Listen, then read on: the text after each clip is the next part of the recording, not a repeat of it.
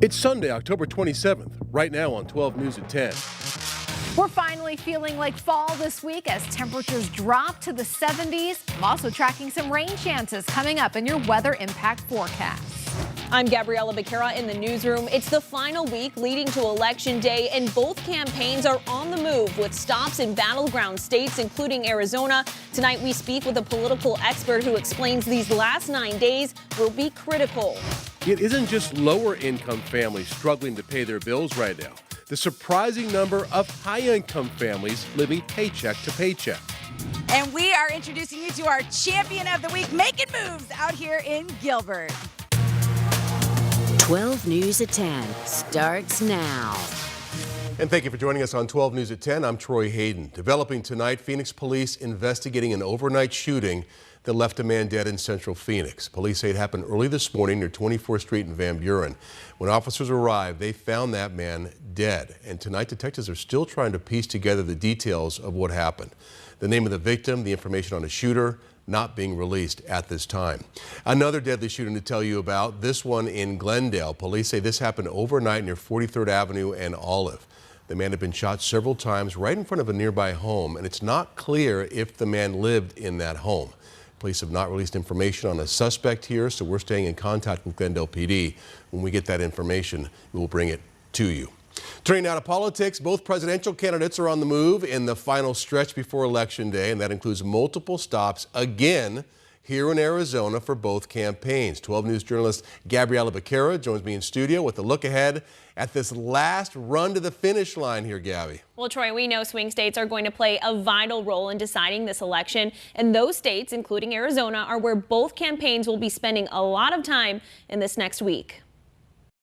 Former President Donald Trump and Vice President Kamala Harris are kicking off the final week of campaigning with rallies on the East Coast. Trump speaking at Madison Square Garden in New York City. We have 9 days from now, and we're going to defeat Kamala Harris, and we're going to win back the beautiful White House, and we're going to make America great again, and it's going to happen fast. And Harris in Philadelphia. There is too much on the line, and we must not wake up the day after the election and have any regrets about what we could have done in these next 9 days. Trump and Harris are neck and neck in the polls heading into this last week. The last stretch here is critical for both campaigns. All the polls suggest that this is going to be a really close race. Ulrich Jensen, an associate professor at ASU, says swaying undecided voters will be a top priority for both campaigns. I think you're going to see the campaigns doubling down on the core issues, which for both are the things that are at the top of mind of the American people.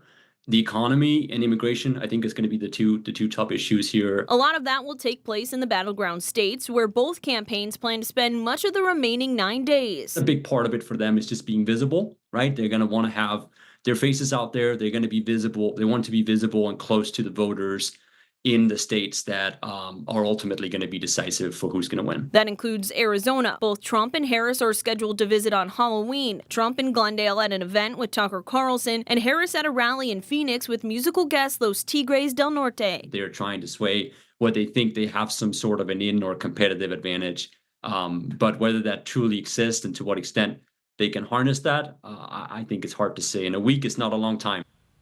And family members from both campaigns are also expected to stop in Arizona this week. Lara Trump will speak at a Team Trump Women's Tour event in Phoenix on Monday, and Gwen Waltz will be in Phoenix on Tuesday for a Harris Get Out the Vote event. Troy? Yeah, it seems like over the past few weeks, it's been like either a candidate or a surrogate or somebody almost every single day here in the Valley, right? Yeah, every single day. Gabby, thank you. Here in Arizona, the last day to mail back your ballot, this is very important, is Tuesday, and that's the 29th. So you have 2 days left to get this in your mailbox. After that, you cannot mail your mail-in ballot. You have to walk it into a drop box or a polling place. If you'd like to vote early, in-person polling places are open right now through November 1st, and of course, Election Day is a week from Tuesday, November 5th.